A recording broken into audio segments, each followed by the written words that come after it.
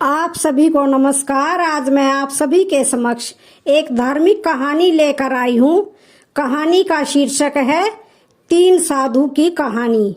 एक बार की बात है, एक औरत अपने घर से निकली। उसने घर के सामने सफेद लंबी दाढ़ी में तीन साधु महात्माओं को बैठे देखा।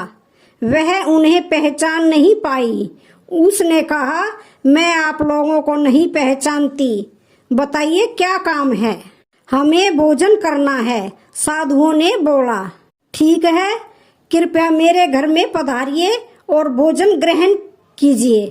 क्या तुम्हारा पति घर में है? एक साधु ने प्रश्न किया। नहीं, वह कुछ देर के लिए बाहर गए हैं, औरत ने उत्तर दिया। तब हम अंदर नहीं आ सकते, तीनों एक साथ बोले।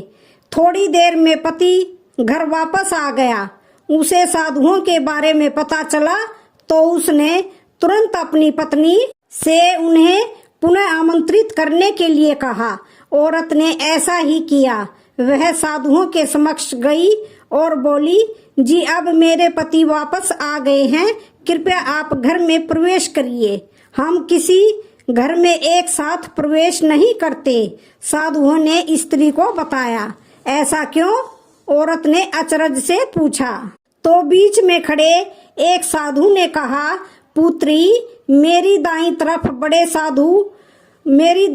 खड़े साधु का नाम धन और बाईं तरफ खड़े साधु का नाम सफलता है और मेरा नाम प्रेम है।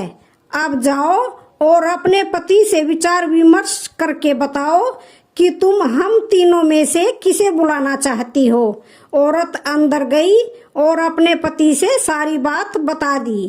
पति बहुत खुश हुआ। वाह, आनंद आ गया, चलो जल्दी से धन को बुला लेते हैं। उसके आने से हमारा घर धन दौलत से भर जाएगा और फिर कभी भी हमें पैसों की कमी नहीं होगी। औरत बोली, क्यों न हम सफलता को बुला लें?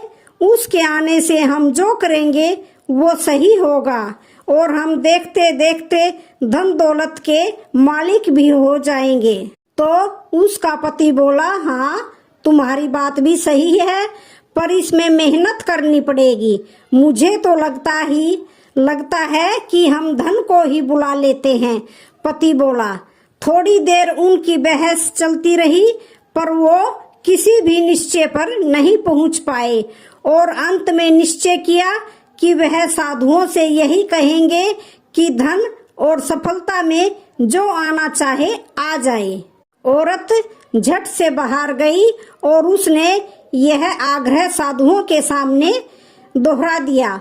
उसकी बात सुनकर साधुओं ने एक दूसरे की तरफ देखा और बिना कुछ कहे घर से दूर जाने लगे। अरे, आप लोग इस तरह वापस क्यों जा रहे हो? औरत ने उन्हें रोकते हुए पूछा। पुत्री, दरअसल हम तीनों साधु इसी तरह द्वार द्वार जाते हैं और हर घर में प्रवेश करने का प्रयास करते हैं। जो व्यक्ति लालच में आकर धन या सफलता को बुलाता है, हम वहां से लौट जाते हैं और जो अपने घर में प्रेम का वास चाहता है, उसके यहाँ बारी बारी से हम दोनों भी प्रवेश कर जाते हैं। इसलिए इतना याद रखना कि जहाँ पर प्रेम है वहाँ धन और सफलता की कमी नहीं होती। ऐसा कहते हुए धन और सफलता नामक साधुओं ने अपनी बात पूरी की। इस कहानी से हमें यह शिक्षा मिलती है कि यदि इंसान लालची न होकर निस्वार्थ भाव से दूसरे की भलाई और आनंद की कामना करता है, तो निश्चित ही उसे जीवन की वास्तविक सुख की प्राप्ति होती है। सच्चा सुख आनंद में ही मिलता है। वो कहते हैं ना कि आनंद का सुख तो उस झोपड़ी में भी मिल जाता है जहां लोग एक दूसरे के साथ प्रेम के साथ निवास करते हैं।